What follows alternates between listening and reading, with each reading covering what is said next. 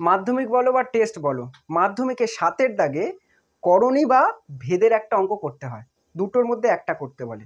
তো ভেদের অঙ্ক করতে একটু অসুবিধা হয় অনেকের, তো করণীর অঙ্ক আমরা এমনভাবে শিখে নেবো যাই দিক আমরা করে আসতে পারবো।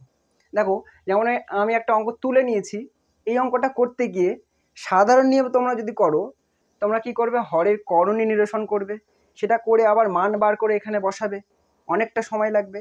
এটা না করে একটু ট্রিক্স দিয়ে যদি করতে পারি তাহলে কিন্তু অঙ্কটা খুব সহজে হয়ে যাবে। দেখো কিভাবে করছি। এখানে ভালো করে খেয়াল করে দেখো, 8 আছে আর কত আছে, 12 আছে, এবং যোগ বিয়োগ করা আছে। দেখো, মানে আমরা 8 আর 12 বার করে যদি যোগ ভাগ প্রক্রিয়া করতে পারি তাহলেই কিন্তু এই মানটা পেয়ে যাব। মানে এটা আলাদা করে মান বার করব, এটারও আলাদা করে মান বার করব, দিয়ে যোগ করে দেবো। এবার এই যে এক্স এর মানটা দেওয়া আছে সেখান থেকে আমি 8 বার করব, 12 বার করব। এই প্রসেসটা যদি তোমরা বুঝতে পারো এটা কিন্তু একই রকম ভাবেই করব। তো একটা ভালো করে দেখে নাও যোগ ভাগ প্রক্রিয়া করে কিভাবে করছি, এটা অটোমেটিক তোমরা বুঝতে পারবে। দেখো স্টেপ বাই স্টেপ দেখো, এক্স এর মান দেওয়া আছে কত, 2√24, মানে দুইটাকে যদি ঢুকিয়ে দিই তাহলে কত হবে, 4 হবে। দেখো কি লিখছি, তাহলে 4 × 24, মানে এটাকে এরকমভাবে লিখতে পারি যে দুটো দুইয়ের জন্য এই দুইটা বেরিয়েছিল, আবার যদি ঢুকিয়ে দিই তাহলে দুটো দুই হিসাবে ঢোকাবো। এইদিকে কত আছে, √3 + √2, বোঝা গেল। এবার এখান থেকে এমনভাবে সাজাবো যাতে 8টা আনতে পারি। তাহলে 24টাকে কিভাবে লিখতে পারি আমরা, 3 × 8 = 24, বোঝা গেছে। তাহলে কত পড়ে রয়েছে, 8 পড়ে রয়েছে, আর এখানে কত পড়ে রয়েছে, 3, আর এখানে দুটো 2। আমরা 8টাকে আলাদা করছি, বাকি যা আছে আমরা লিখে দিচ্ছি। দেখো কত আছে, 8টাকে যদি আলাদা করি বাকি কত পড়ে আছে, 2, 2 আর 3, বা এটা কি লিখতে পারি, √12 লিখতে পারি, কারণ 2 × 2 = 4, 3 × 4 = 12। নিচে কত পড়ে আছে, √3 + √2, এটা হচ্ছে কিসের মান, এক্স এর মান। তাহলে দেখো 8টা পেয়ে গেছি, কিন্তু 12টার দরকার নেই, তাহলে এটা গুণ আছে, এপারে আসলে কি হবে, ভাগ হয়ে যাবে। মানে x/√8 আমরা কত পেয়েছি, √12/√3 + √2। এবার এটাকে যোগ ভাগ প্রক্রিয়া যদি করি কি হবে, x + √8, x - √8, মানে লব আর হরকে যোগ করলাম, লব আর হরকে বিয়োগ করলাম, মানে এই মানটা পেয়ে যাব আমরা।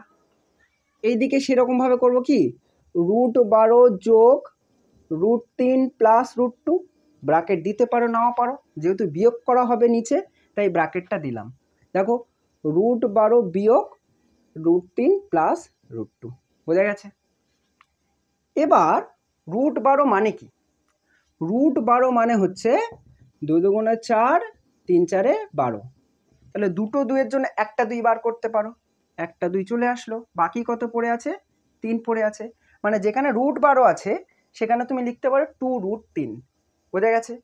তো এটা মাথায় রাখো।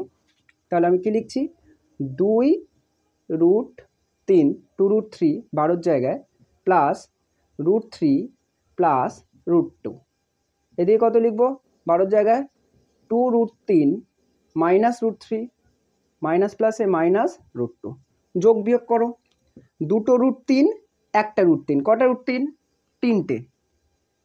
তিনটে √3, এই পড়ে আছে কত, √2।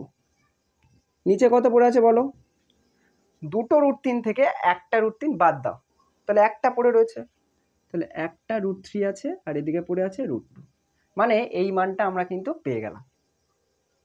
এই পর্যন্ত যদি বুঝতে পারো একটা স্ক্রিনশট নিয়ে নাও। দেখো এক্স এর মানটা আমরা বার করে রেখেছিলাম, এই দেখো বক্সের মধ্যে রাখছি, √8 আছে, √12 আছে, তাহলে 8টা নিয়েছিলাম, 12টা রেখেছিলাম। এখন কি করব, 12টা নেবো, 8টা রেখে দেবো, মানে x = √8 × √12/√3 + √2 ছিল। এখন যেটা দরকার সেটা কোনটা, এই 12টাকে এখানে দরকার, তাহলে x/√12 গুণ ছিল, এবার আসলে কি করলাম, ভাগ করলাম। উপরে কত আছে, √8/√3 + √2। সিমিলারলি এই প্রসেসটা এখানে করো। দেখো যোগ বিয়োগ করেছি, এখানেও কি করব, যোগ বিয়োগ। তাহলে x + √12/x - √12। সিমিলারলি ওখানেও তাই করব, √8 + একটু তাড়াতাড়ি করছি যেহেতু আগে করেছি, বিষয়টাও জানো তোমরা। তাহলে এটা কি হবে, √8 মাইনাস √3 প্লাস √2, বোঝা গেছে? এই √12 জায়গায় আমরা কি করেছিলাম, ভেঙে দেখেছিলাম 2√3 বানিয়ে নিয়েছিলাম। তাহলে √8 মানে কি বলো হবে, √8 মানে হচ্ছে 2 দুগুণে 4, 4 দুগুণে 8। তাহলে দুটো দুইয়ের জন্য একটা 2 নিচ্ছি আর একটা 2 পড়ে আছে। তাহলে √8-এর জায়গায় আমরা কি লিখবো, 2√2, মনে রাখো এটা। তাহলে √8-এর জায়গায় কত লিখছি, 2√2 প্লাস √3 প্লাস √2, নিচে কত পড়ে আছে, 2√2, √8-এর জায়গায় মাইনাস √3 মাইনাস √2, যোগ বিয়োগ করো, দুটো √2 একটা √2 কটা হলো, 3টে √2 হলো, একটা √3 পড়ে রয়েছে। নিচে কত আছে, দুটো √2 থেকে একটা √2 বাদ দাও, তাহলে একটা √2 পড়ে রয়েছে আর মাইনাস √3। ক্লিয়ার?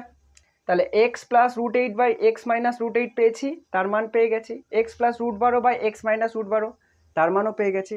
মানটা শুধু বসিয়ে যোগ করে দাও, কাজ শেষ। দেখো 3√3 প্লাস √2 বাই √3 মাইনাস √2 প্লাস এর মানটা এটা এখানে বসাও, 3√2 প্লাস √3 বাই √2 মাইনাস √3।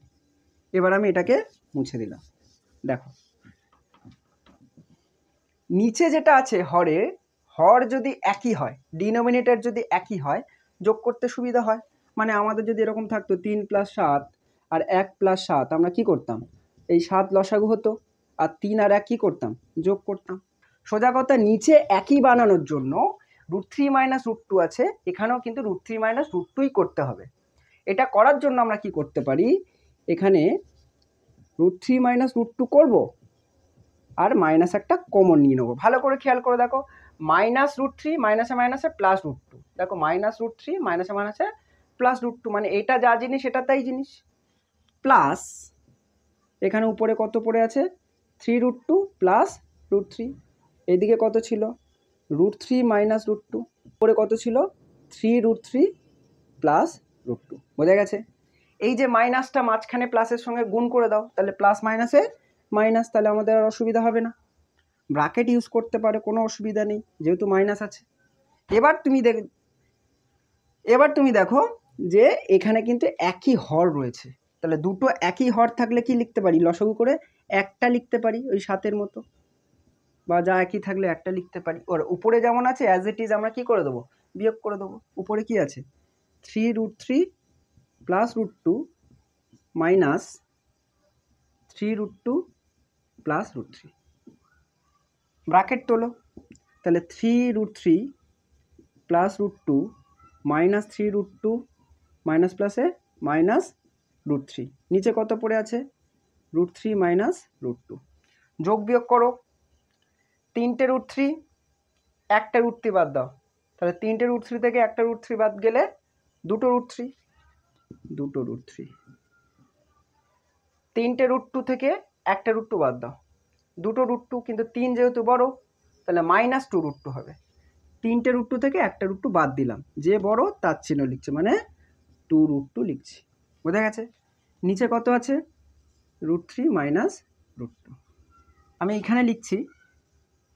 দেখো 2 কমন নিতে পারো, 2 কমন নাও, 2 কমন নিলে কি হবে, √3 পড়ে রয়েছে মাইনাস এখানে কত পড়ে রয়েছে, √2, নিচেও দেখো কত পড়ে আছে, √3 মাইনাস √2, তাহলে এটা আর এটা কি একই জিনিস, কেটে দাও, 2 কিন্তু আমাদের উত্তর। ভালো লাগলে অবশ্যই লাইক করে দিও, ধন্যবাদ।